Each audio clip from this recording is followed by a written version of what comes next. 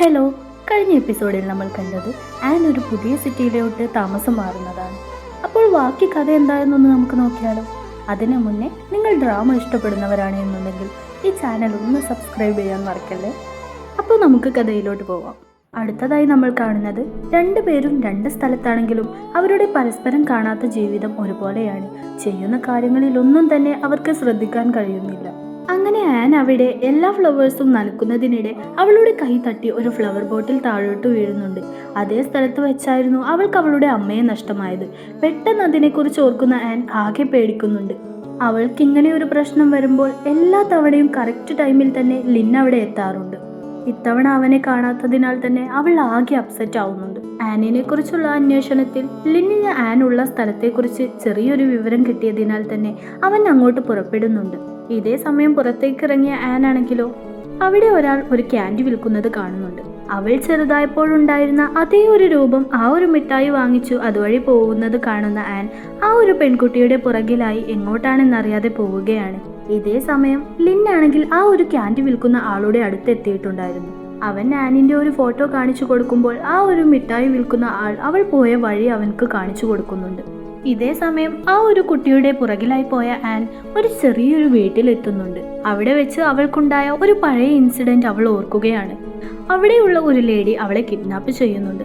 അവൾ കണ്ണു തുറന്നു നോക്കുമ്പോൾ അവളുടെ കൂടെ തന്നെ ഒരു പയ്യനുമുണ്ട്. അവർ രണ്ടുപേരും കൂടി എങ്ങനെയൊക്കെയോ ആണ് ആ ഒരു സ്ത്രീയുടെ കണ്ണു വെട്ടിച്ച് അവിടെ നിന്ന് രക്ഷപ്പെടുന്നത്. ഇതെല്ലാം ഓർത്ത് അവൾ കണ്ണു തുറക്കുമ്പോൾ കാണുന്നത് ലിന്നിനെയാണ്. ലിൻ അവളുടെ പുറകിലായിട്ട് തന്നെ പോയിട്ടുണ്ടായിരുന്നല്ലോ. അവൻ പോയപ്പോൾ കാണുന്നത് അവിടെ ബോധമില്ലാതെ കിടക്കുന്ന ആനിനെ ആയിരുന്നു. അങ്ങനെയാണ് അവൻ അവളെ വീട്ടിലേക്ക് എത്തിച്ചത്. കണ്ണു തുറന്ന ഉടൻ നീ എങ്ങനെയാ ഞാൻ ഇവിടെയുള്ള കാര്യം അറിഞ്ഞത് എന്ന് അവൾ ചോദിക്കുമ്പോൾ അവൾ തന്നെ വരച്ച ഒരു പടം അവൻ അവൾക്ക് കാണിച്ചു കൊടുക്കുന്നുണ്ട്.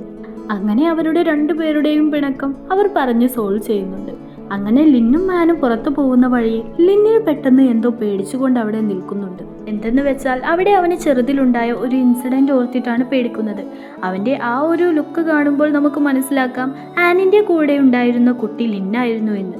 ഇപ്പോൾ താമസിക്കുന്നിടത്ത് നിന്ന് ആൻ നേരെ പോകുന്നത് അവളുടെ അച്ഛനെ കാണാനായിരുന്നു. അവളുടെ അമ്മ പറഞ്ഞത് വെച്ച് നോക്കുമ്പോൾ അയാളാണ് അവളുടെ അച്ഛൻ. അയാളാണെങ്കിലോ അവൾ അയാളുടെ മകളല്ലെന്ന് തീർത്ത് പറയുന്നുണ്ട്. അതിനാൽ തന്നെ അവൾ ജനിച്ച ഹോസ്പിറ്റലിന്റെ വിവരങ്ങൾ അയാളിൽ നിന്നും വാങ്ങി ആ ഒരു ഹോസ്പിറ്റൽ അന്വേഷിച്ച് അവൾ പോകുന്നുണ്ട്. അവിടെ എത്തുമ്പോഴാണ് അവൾ അറിയുന്നത് ആ ഒരു ഹോസ്പിറ്റൽ ഇപ്പോഴില്ലെന്ന വിവരം. ഇതേ സമയം ലിൻ അവിടെ എത്തി അവളെ അവിടെ നിന്ന് കൊണ്ടുപോകുന്നുണ്ട്. അവൻ അവളെ അവിടെ നിന്ന് നേരെ കൊണ്ടുപോകുന്നത് അവന്റെ അപ്പാർട്ട്മെന്റിലേക്കാണ്. അവിടെ അവൾക്ക് വേണ്ടി ഒരു വലിയ സർപ്രൈസ് തന്നെ അവൻ ഒരുക്കിയിട്ടുണ്ടായിരുന്നു. An ഇതൊട്ടും expect ചെയ്തില്ലായിരുന്നല്ലോ. അതിനാൽ തന്നെ അവൾ ഒത്തിരി ഹാപ്പി ആവുന്നുണ്ട്. അങ്ങനെ അവർ രണ്ടുപേരും ഒന്നിച്ച് ഫുഡെല്ലാം കുക്ക് ചെയ്ത് ആ ഒരു നൈറ്റ് അവർ ഒന്നിച്ച് സ്പെൻഡ് ചെയ്യുന്നുണ്ട്.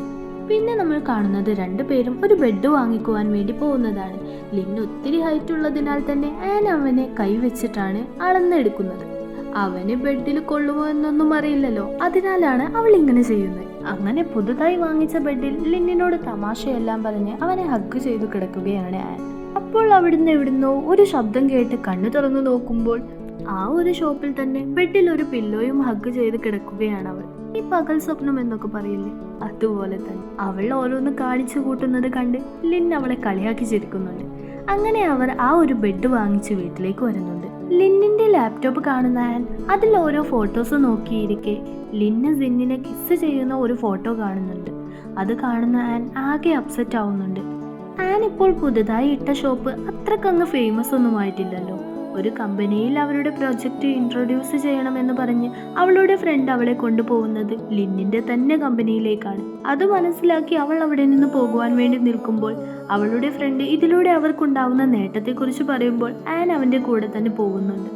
അങ്ങനെ അവൾ നേരെ വന്ന് ലിഫ്റ്റ് ഇറങ്ങുന്നതും അവിടെ ലിന്ന് നിൽക്കുന്നുണ്ടായിരുന്നു. അവളെ കണ്ടതും അവൻ ഹഗ് ചെയ്യാനായി വരുമ്പോൾ ആൻ അവിടെ നിൽക്കുന്ന സ്റ്റാഫിനെ ശ്രദ്ധിക്കുന്നുണ്ട്. അല്ലെങ്കിലേ ലിൻ ആരുമായിട്ടാണ് ഡേറ്റ് ചെയ്യുന്നതെന്ന അന്വേഷണത്തിലാണ് അവർ. ആൻ അവനെ ഒട്ടും തന്നെ പരിചയമില്ലാത്ത പോലെ ഒരു സപ്ലയർ എന്ന രീതിയിൽ പെരുമാറുന്നുണ്ട്. അത് കാണുമ്പോഴാണ് ആ ഒരു സ്റ്റാഫ്സിനും സമാധാനമാവുന്നത്. ആൻ ഇങ്ങനെ പെരുമാറുന്നതിൽ തന്നെ ആകെ കൺഫ്യൂസ്ഡ് ആയി നിൽക്കുന്ന ലിന്നിന്റെ അടുത്ത് പോയി അവൾ എന്തിനു വേണ്ടിയാണ് വന്നതെന്ന വിവരം പറയുന്നുണ്ട്. അങ്ങനെ അവരുടെ കമ്പനിയെ കുറിച്ചെല്ലാം അവർക്ക് ഇൻട്രൊഡ്യൂസ് ചെയ്ത് ഒരു തീരുമാനത്തിലെത്തി അവരവിടെ നിന്ന് പോകുവാൻ വേണ്ടി നിൽക്കുമ്പോൾ ആനിനെ അവൻക്ക് തനിയെ കിട്ടേണ്ടത് കൊണ്ട് തന്നെ പ്രൈവറ്റായിട്ട് ആനിനോട് കുറച്ച് കാര്യങ്ങൾ ചോദിക്കാനുണ്ടെന്ന് പറഞ്ഞ് അവളെ അവിടെ നിന്ന് കൂട്ടിക്കൊണ്ടു പോകുന്നുണ്ട്. ഒട്ടും പരിചയമില്ലാത്ത കണക്കിനല്ലേ അവൾ അവനോട് ബിഹേവ് ചെയ്തത്. അതിനെക്കുറിച്ച് അവൻ അവളോട് ചോദിക്കുമ്പോൾ അവൾ ചിരിക്കുന്നത് കണ്ട് അവൻ അവളെ കിസ് ചെയ്യുന്നുണ്ട്. ലിൻ അവൻ്റെ ഓഫീസിൽ നിന്ന് വരുമ്പോൾ ആനിൻ്റെ അടുത്ത് നിന്ന് ബ്രദർ പോകുന്നത് കാണുന്നുണ്ട്.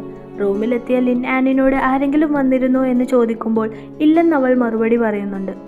ലിൻ എല്ലാം കണ്ടതുകൊണ്ട് തന്നെ ബ്രദർ എന്തിനായിരുന്നു വന്നതെന്ന് ലിൻ ചോദിക്കുമ്പോൾ നിങ്ങൾക്കറിയാമായിരുന്നോ, ആ ഒരു കാരണത്താൽ നിങ്ങൾ അപ്സെറ്റ് ആവേണ്ടെന്ന് കരുതിയാണ് ഞാൻ പറയാതിരുന്നതെന്ന് അവൾ അവനോട് പറയുന്നുണ്ട്.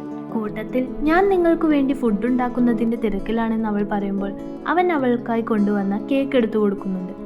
അടുത്തതായി നമ്മൾ കാണുന്നത് ലിന്നിൻ്റെ ഓഫീസിൽ വന്ന് അവർ തയ്യാറാക്കിയ കുറച്ച് ഡ്രോയിങ്സ് കാണിക്കുന്നതാണ്. ഇത് മറ്റുള്ള കമ്പനികളിലുള്ള സെയിം മോഡൽ തന്നെയാണ്. ഇത് ഒരു ഡ്യൂപ്ലിക്കേറ്റ് പടമായിട്ടേ മറ്റുള്ളവർ കണക്കാക്കുകയുള്ളൂ എന്ന് അവർ പറയുന്നുണ്ട്. അവർ അത്രയും പേർ ഒരേ കാര്യം തന്നെ പറയുന്നതിനാൽ ഇതിനിടയിലായി ലിന്നിന് ഒരു തീരുമാനമെടുക്കാൻ കഴിയുന്നില്ല. ആൻ എത്രയോ ദിവസങ്ങൾ നീണ്ടു നിന്ന് ചെയ്തതിനാൽ തന്നെ ആനിന് നന്നായി ഫീലായി കാണുമെന്ന് മനസ്സിലാക്കുന്ന ലിൻ ആനിനോട് കുറച്ച് കാര്യങ്ങൾ പേഴ്സണലായി പറയണമെന്ന് പറഞ്ഞ് അവരെ അവിടെ നിന്ന് പറഞ്ഞയക്കുന്നുണ്ട്. പുതിയ ഒരു നല്ല പടം പ്രസന്റ് ചെയ്താൽ തീരാവുന്നതേ ഉള്ളൂ എന്ന് അവൻ അവളെ പറഞ്ഞു ആശ്വസിപ്പിക്കുന്നുമുണ്ട്. കൂട്ടത്തിൽ അവളോടൊന്ന് ക്ലോസ് ആവാൻ വരുമ്പോൾ കറക്റ്റ് ടൈമിൽ തന്നെ അവൻ്റെ സ്റ്റാഫ്സ് അങ്ങോട്ട് കയറി വരുന്നുണ്ട്. അവരങ്ങനെ ക്ലോസ് ആയി നിൽക്കുന്നത് കണ്ടതിനാൽ തന്നെ ആനിന് ആകെ ഒരുമാതിരി ആവുന്നുണ്ട്. അങ്ങനെ ദിവസങ്ങൾ നീണ്ട ആനിൻ്റെ ഹാർഡ് വർക്കിനൊടുവിൽ അവൾ പുതുതായി ഒരു ക്യാരക്ടർ വഹിക്കുന്നുണ്ട്. അത് നല്ല രീതിയിൽ തന്നെ അവൾ അത് പ്രസന്റ് ചെയ്യുന്നുമുണ്ട്. അത് എല്ലാവർക്കും ഒരുപോലെ തന്നെ ഇഷ്ടപ്പെടുന്നു. മീറ്റിങ്ങിന് ശേഷം ലിൻ ആനിനെ കയ്യിൽ പിടിച്ച് അവൻ്റെ എല്ലാ സ്റ്റാഫ്സിൻ്റെയും മുൻപിലൂടെ വരുന്നുണ്ട്. അവൻ്റേതൊരു സീക്രട്ട് റിലേഷൻഷിപ്പ് ആയതിനാൽ തന്നെ ആർക്കും തന്നെ അവൻ ആരെയാണ് ഡേറ്റ് ചെയ്യുന്നതെന്ന് അറിയില്ലായിരുന്നു. എന്തായാലും എല്ലാവരും നന്നായിട്ട് തന്നെ നിട്ടുന്നുണ്ട്. ഇവിടെ ഇങ്ങനെയെല്ലാം നടക്കുമ്പോൾ അപ്പുറത്താണേൽ ആനിൻ്റെ ഓഫീസിലെ ആ പയ്യനില്ലേ, അവൻ അവളുടെ ഫ്രണ്ടിനെ നൈസിലൊന്ന് പ്രപ്പോസ് ചെയ്യുന്നുണ്ട്. റൂമിൽ ആരും തന്നെ ഇല്ലാത്തതിനാൽ നല്ല ഡാൻസിലാണ് ആൻ. ഇവളുടെ പുറകിലായി അവൾ കാണിച്ചു കൂട്ടുന്നതെല്ലാം കണ്ട് ലിൻ ചിരിക്കുകയാണ്. അവൻ ഓഫീസിലേക്ക് പോയതായിരുന്നില്ലേ, അത് കരുതിയാണ് അവൾ ഇങ്ങനെയൊക്കെ ചെയ്യുന്നത്. അവനാണെങ്കിൽ അവൾക്ക് വേണ്ട ബ്രേക്ക്ഫാസ്റ്റുമായി വന്നതാണ്. എന്തായാലും പെട്ടെന്ന് അവനെ കണ്ടതിൽ അവൾ ആകെ ചമ്മുന്നുണ്ട്. പിന്നെ നമ്മൾ കാണുന്നത് ഓഫീസിലെ വർക്ക് പ്രഷറിനാൽ തന്നെ വീട്ടിൽ പോവാതെ അവിടെ തന്നെ മയങ്ങിക്കിടക്കുന്ന ലിന്നിൻ്റെ അടുത്തേക്ക് ആൻ അവനുള്ള ഫുഡുമായി വരുന്നുണ്ട്. അത് രണ്ടുപേരും അവിടെ നിന്ന് ആസ്വദിച്ച് ഷെയർ ചെയ്ത് കഴിക്കുന്നുമുണ്ട്. ഇതേ സമയം ആനിൻ്റെ ബ്രദർ ഒരു ഓഫീസിൽ കയറിയിട്ടുണ്ട്. അവൻ ലിന്നിൻ്റെ കമ്പനിക്കെതിരായി സോഷ്യൽ മീഡിയയിൽ ഒരു പോസ്റ്റ് ഇടുന്നുണ്ട്. ഇത് കാര്യമായിട്ട് തന്നെ ലിന്നിൻ്റെ കമ്പനിയെ ബാധിക്കുന്നുണ്ട്. അതിനാൽ തന്നെ അതിൻ്റെ എല്ലാ തിരക്കിനുമിടയിൽ അവന് ആനിനു വേണ്ടി കുറച്ച് ടൈം മാറ്റി വെക്കാൻ കഴിയാത്തതിനാൽ തന്നെ വീട്ടിലെത്തി അവളോട് സോറി പറയുകയാണ് അവൻ. എന്തെങ്കിലും പ്രശ്നമുണ്ടോ എന്നവൾ തിരക്കുമ്പോൾ ഒന്നുമില്ലെന്ന് അവൻ മറുപടി പറയുന്നുണ്ട്. ഒന്ന് ഫ്രഷ് ആകുവാൻ വേണ്ടി അവൻ പോയ സമയം ആൻ അവളുടെ ബ്രദറിനെ വിളിക്കുന്നുണ്ട്. ഇത് കേട്ടുകൊണ്ടാണ് ലിൻ ബാത്റൂമിൽ നിന്ന് ഇറങ്ങി വരുന്നത്. അവളുടെ അടുത്തോട്ട് വരാൻ നിൽക്കെ ബ്രദറിനെയാണ് അവൾ വിളിക്കുന്നതെന്ന് മനസ്സിലാക്കിയ ലിൻ അവളുടെ അടുത്തേക്ക് വരാതെ തിരിച്ചു പോവുകയാണ്. അങ്ങനെ അടുത്തൊരു എപ്പിസോഡ് കൂടി ഈ ഒരു ഡ്രാമ ഇവിടെ അവസാനിക്കും. അപ്പോൾ എല്ലാവരും അടുത്ത സ്റ്റോറികളും ഡ്രാമകളുടെ പുതിയ പുതിയ അപ്ഡേഷൻസും കാണുവാൻ വേണ്ടി ഈ ചാനൽ ഒന്ന് സബ്സ്ക്രൈബ് ചെയ്യണേ. അപ്പോൾ ഓക്കെ.